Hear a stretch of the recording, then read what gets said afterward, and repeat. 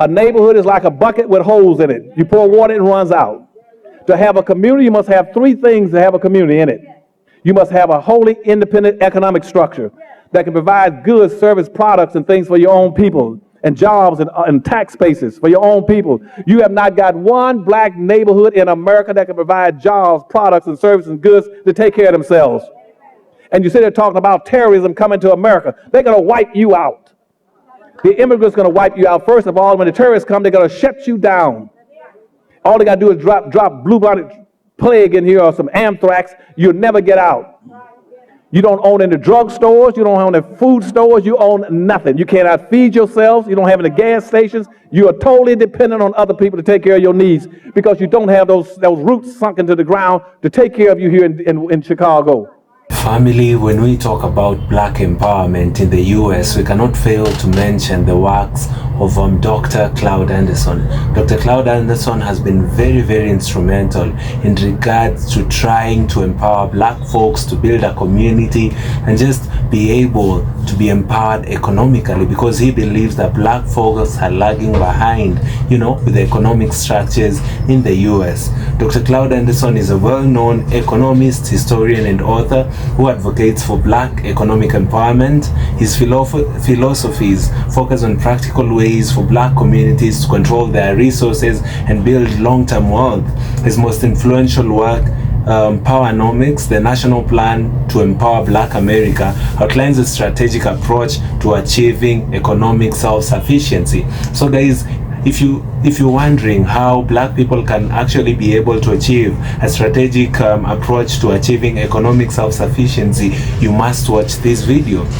So guys, I want you to watch this video of Claud Anderson speaking about Powernomics and trying to empower the black Americans, trying to empower black Americans in matters economics. Once the video is done, we'll get back and do a critical analysis about the same. Let's watch this, guys. All we got are neighborhoods. A neighborhood is totally, absolutely useless. That is a total waste of time. All we got in America are black neighborhoods. I can get in a car right now and drive around and find your neighborhoods. A neighborhood is like a bucket with holes in it. You pour water, it runs out. To have a community, you must have three things to have a community in it. You must have a wholly independent economic structure that can provide goods, service, products, and things for your own people, and jobs and tax bases for your own people. You have not got one black neighborhood in America that can provide jobs, products, and services and goods to take care of themselves. And you sit there talking about terrorism coming to America. They're going to wipe you out. The immigrants going to wipe you out. First of all, when the terrorists come, they're going to shut you down. All they got to do is drop blue-blooded plague in here or some anthrax. You'll never get out.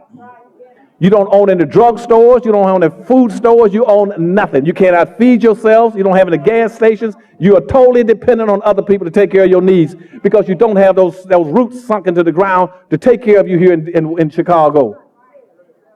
And all these black folk on TV running around all day long chasing balls, football, basketball, tennis ball, golf balls, dancing and singing, pretending they're having a ball, telling jokes.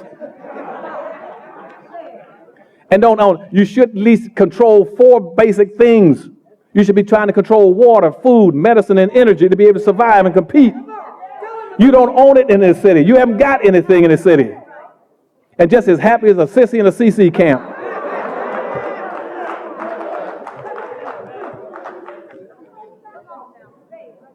And so what we got to do then, and things that are going to come after you and wipe you out if you don't have this, there are about four basic things you got to watch out for. One is going to be social integration. That's going to knock our brains out. It's already knocked most of it out already.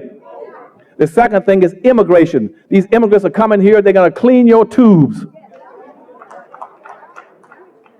They're clean. The immigrants are coming here, not coming here to be your friend, to get along with you. They're coming here to displace you, to get ahead of you, to get over you. That's why right now the Hispanics are saying that black folk are through in this country, that you've had your day. I don't know what they're talking about. We haven't had it, but they think you've had your day. And because now they're in control of affirmative action. Everybody's trying to create them. Watch all your campaigns. They only talk about getting the Hispanic vote. They don't want your vote. Because you're not playing the game to win. You're not playing politics the way I told you to play politics by looking to get benefits. You're not playing it to win. And we're going to get to that in a minute on how you learn how to play to win in Powernomics. So what we're saying that these immigrants coming here, they're taking your lunch and eating it while you run around trying to get along with them. They are not going to march on your behalf.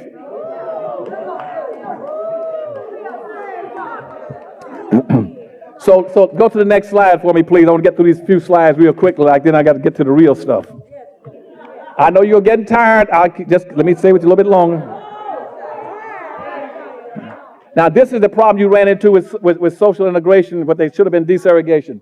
See, back in the old days, in the 50s, what you were suffering from was this throughout history, where whites were on top and were superior, blacks were on the bottom and inferior. They had a barrier called the racial line. Okay, the color line, some of them call it. And so blacks on the bottom doing slavery and Jim Crow segregation. Now today, this is what you got. Now you went up today, you got whites still on top, but the blacks are still at the bottom. But all they did was a slanted line a little bit. So that some of those blacks on the far corner over there, where it looks like it's high, those are the ones that are making the big money running with a ball. And playing and got their own TV shows. They still don't know they're still underneath the line. And on the far side is that what I want you all to do under Powernomics is that we're going to take that line, instead of having it like this, we're going to socially engineer it and turn it what? Straight up and down. So we can go straight up and do everything vertical. Next slide for me, please. Now, back during slavery and Jim Crow segregation, we did have we had ethnic communities already. We had 63rd and Cottage Grove used to be a fabulous place for black folk. 31st and 35th and all that area was a fabulous place for black folk. We had Harlem, we had Buttermilk Bottom, we had Sweet Albany down in Atlanta, Georgia. We had all those communities. But what happened was that we were not unified. We had the core black community, but what we didn't have the resources. At the bottom down here, we didn't have the resources because they didn't give you anything. When they put you out of slavery or shot you out of slavery, they didn't give you anything. You had no resources. They didn't want you to have resources. So what we're proposing then is that, see, we're scattered over here. We're scattered, still didn't have the resources. Go up here now. What we're going to do at the top is go back and build our core black communities again. And I want this area in Chicago, with you all, with this being the center of y'all's activity, to be able to have a core community, a core black community here, where you all can come in and park your cars every day.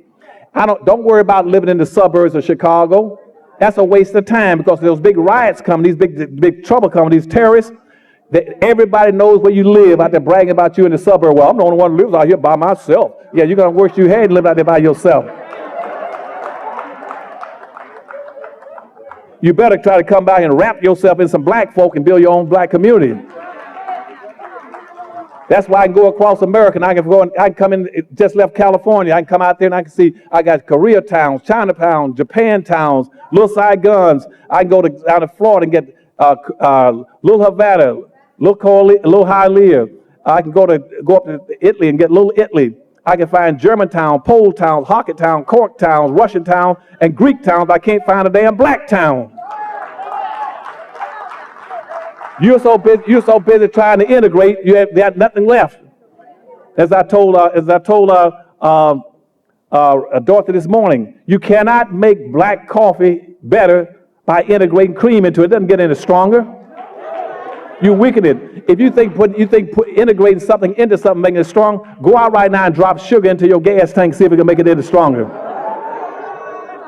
You got to work to keep your people unified so you can play as a team. I told you, God sent you here as a team player. And whether you like it or not, God has arbitrarily assigned you to a skin color team.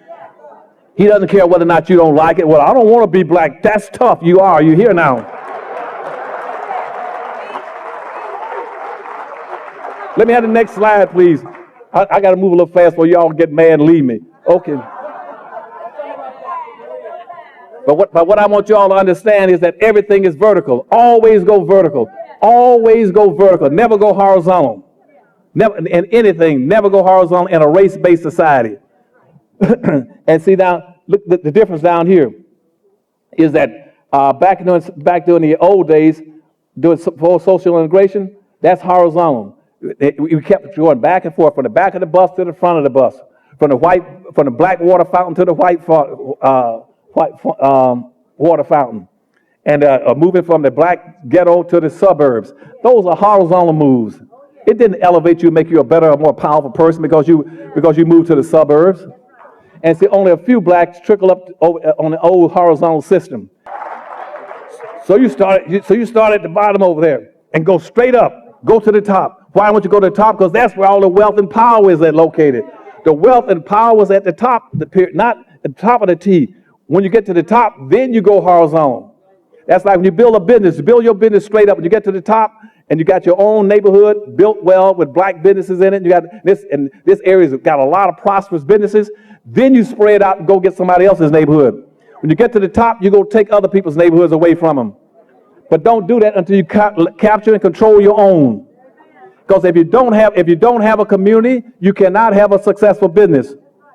Without a community, you don't have one thing that's very important. You don't have a market. No community, no market. You go into business, you're going to go out of business within about a 2-year time period.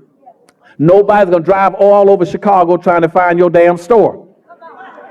But if you put all your stores in one place and all your business, where I can go park my car, and I can get out and park my car, I can walk and find a barber shop, a cleaners, a movie theater, a drugstore, a grocery store, a restaurant, a hotel, then you got businesses. Change the next one for me. So, and then once you build these communities, you get functional communities at the bottom, which means they become functional. What I mean by function, you can take care of yourselves, control the schools and everything else in there. Then you get, and people say, well, Dr. Anderson, I can't work with these black folks you call a team because I don't trust them. You can never have trust with another black person unless you have a community. And see, back in the old days before social integration came, black folk had trust. A black person could leave home down in the old days when we had segregation and say, Miss Jones, I'm going downtown. Would you watch the house and watch the kids? I'll be back in a little while. You left your front door open, your back door open, your windows up at night. Nobody broke in. When you have a community, you know and respect and appreciate each other. You're a function. You don't mistreat each other when you function as a community. My mother could leave all day long. We ran out and played all day long. We could go a mile from the house playing with other kids. Nobody kidnapped us, raped and robbed us, or sold in the house while we were gone, because we all knew each other. You don't know each other anymore since you've integrated. I'll bet you right now, most of you know who your next damn neighbor is. You don't see them anymore.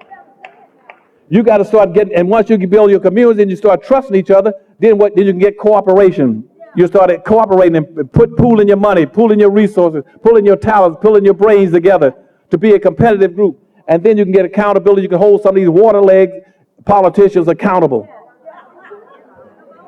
Next one for me, please. Now, what we're going to do now is show you how this whole game works. Now, here's the Powernomics principle for you, how the whole game works. What I want you all to do is start at the bottom. Once you start building these communities, understand this. Everything is vertical. The first thing you can do to empower yourselves, to enrich yourselves in our capitalist society, you must have a first floor. Your first floor is your economy. The first thing you do is build a business community here in Chicago, or any place in the United States. Build a business community that can provide jobs and money, income, and products and services. You spend and you build wealth because you can redistribute wealth quicker owning a business than you can just working a job. Build you an economy right here called Blues Town, right here with the belle of Blues Town, Dorothy Tillman. Build you an economy where you can spend your money with your own people and practice group economics. Group economics means your money must bounce 8 to 12 times before it leaves your community. Okay. Hispanic money typically bounces 6 to 7 times. White money bounces 8 to 12 times. Arab and Asian money bounces 13 to 14 times. Jewish money bounces 18 times. Black money doesn't bounce once. Because as soon as you get paid, you take your posterior straight to somebody else's community and spin it. You're impoverishing yourselves by misspending your money. You're creating a balance of trade deficit. We are poor because we enrich everybody but ourselves. After I go down, I'm down in Houston, Texas, and people say, Dr. Anderson, let me take you out. See all these big, beautiful homes all the whites have? How do you get these things? Where do you get all this money for to build all these big, fine mansions? I say, it's easy. It's your money.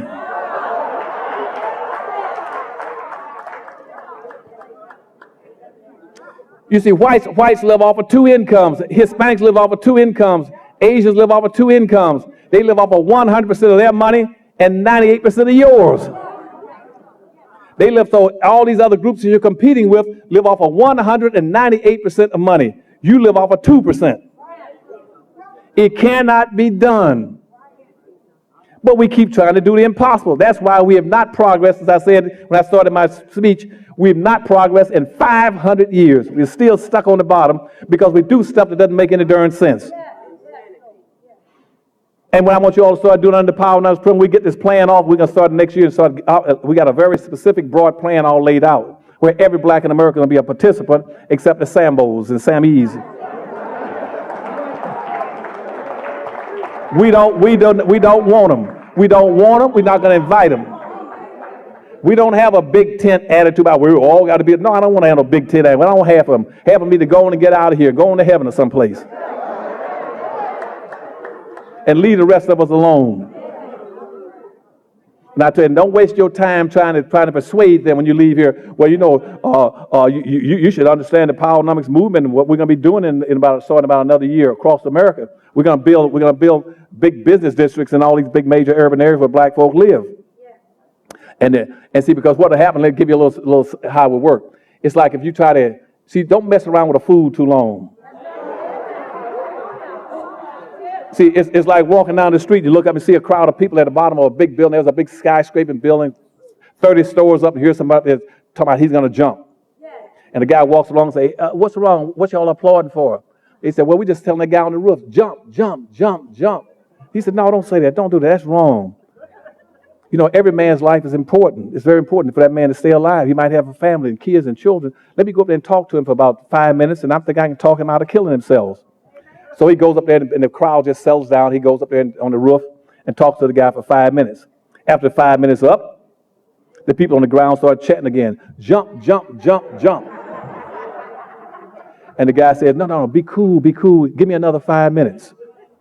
And so the crowd quiets down again, and after 5 minutes up, and then guess what, after the second 5 minutes up, they both jump.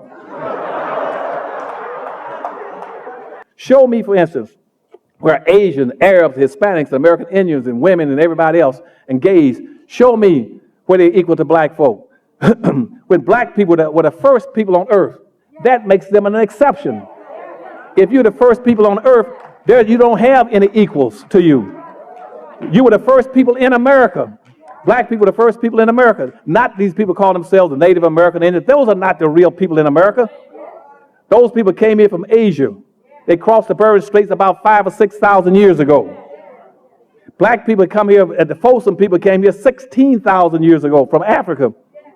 They were the first people here. That's why you got Folsom, Arizona, Folsom, Mexico. That's why you got Folsom, Colorado, and Folsom, California. The Folsom people, you got artifacts and digs there from souvenirs and tools and instruments from Africa. The oldest people on this continent were the Folsom people, were black people from Africa. Now, how are you going to say somebody else? How do they get to be the native people? You are the native people of America. You're the native people of the world. Nobody's becoming ahead of you. So how can they be equal to you?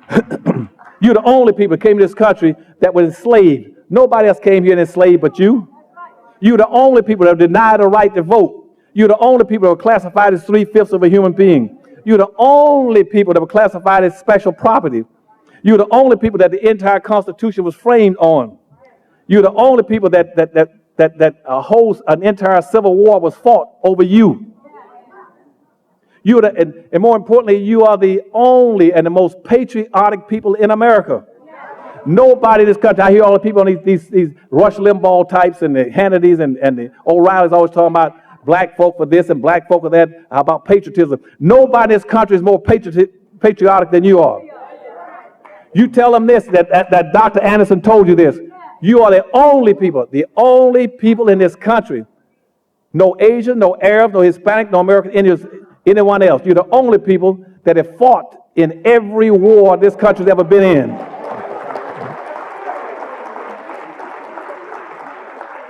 And whose mother country has never been against this country. Every other racial or ethnic extraction in this country, their mother country has fought this country, or their native nationality has been against America, except black folk. You're the only people. You're the most patriotic people in this country. And you walk on sacred ground. Quit letting people make you convinced that somehow that you are the guest. What they've done is taken the immigration thing and flipped it upside down, where immigrants now think that they are the special people and you're the guest. You got people coming in now. People coming in from Italy and Ireland because the O'Reillys and all those Rush Limbaughs, because their great grandparents came here from a European country. They are guests. Immigrants are guests. You're not the guest. You got to tell them that you walk on sacred ground, paid for by the blood, the sweat, the tears, the suffering.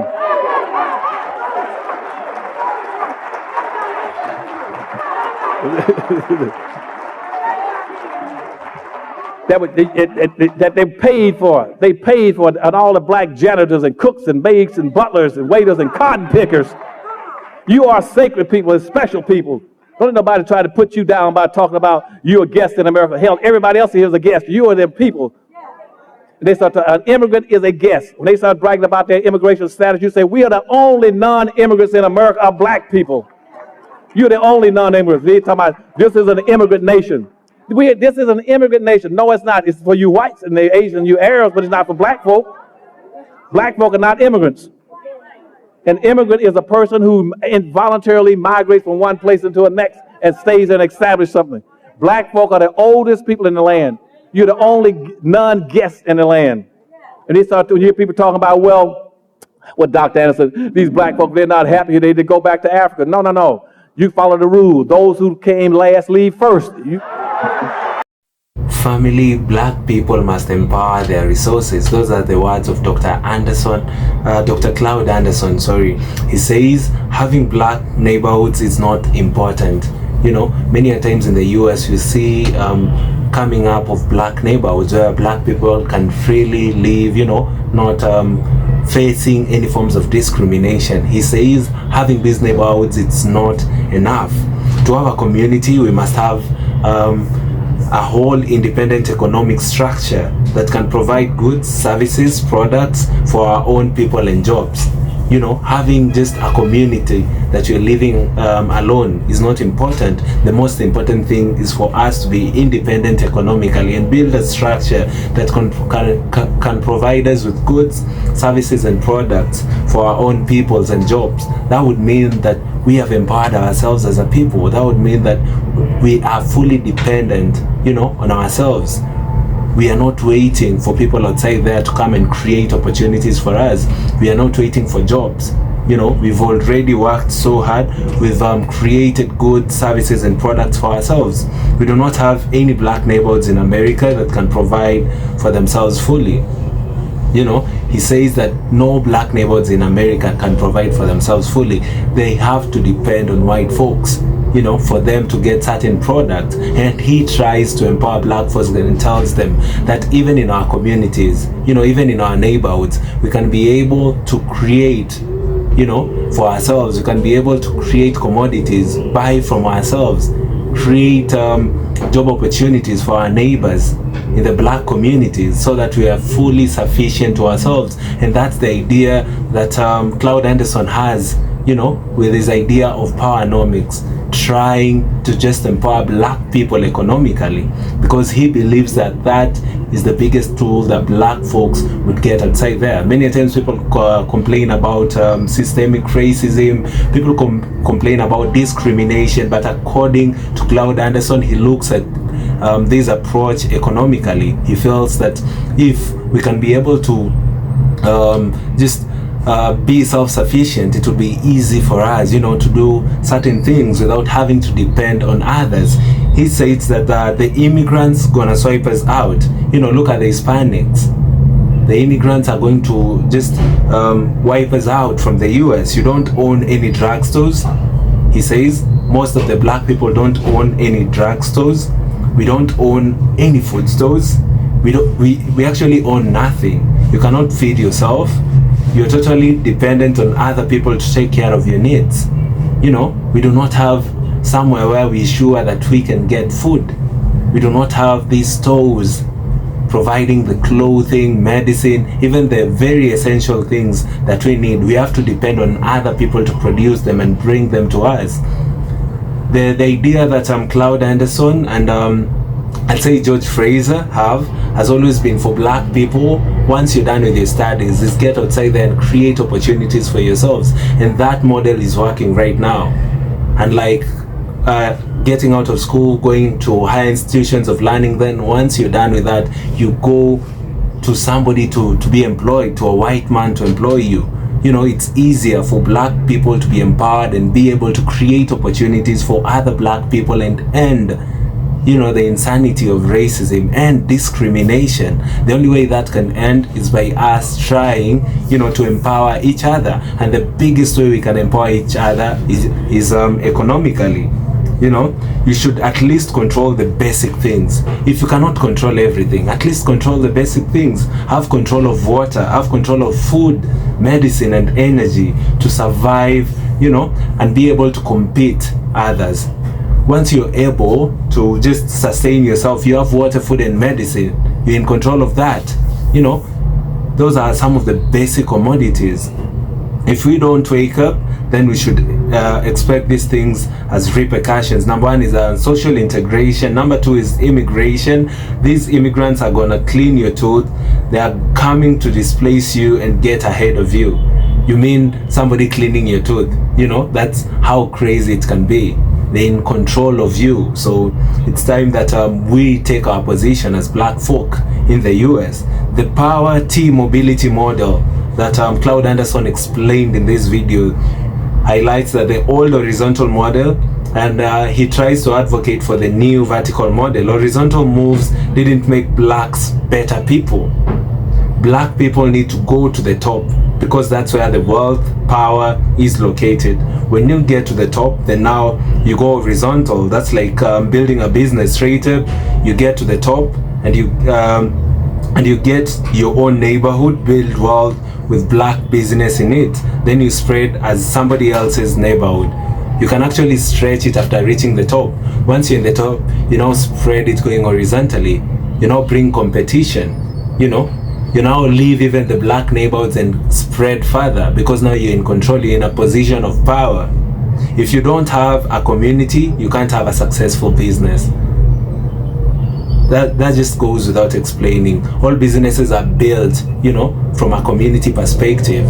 Most businesses owners nowadays, when you look at the online advertisements and all ways that people do their stuff, you must build a community around your business. That way you can be able to just get more and more market and just make your business to thrive easily.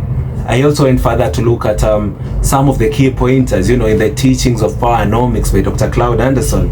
The key points from Claud Anderson economic empowerment are: number one, group economics, the vertical integration.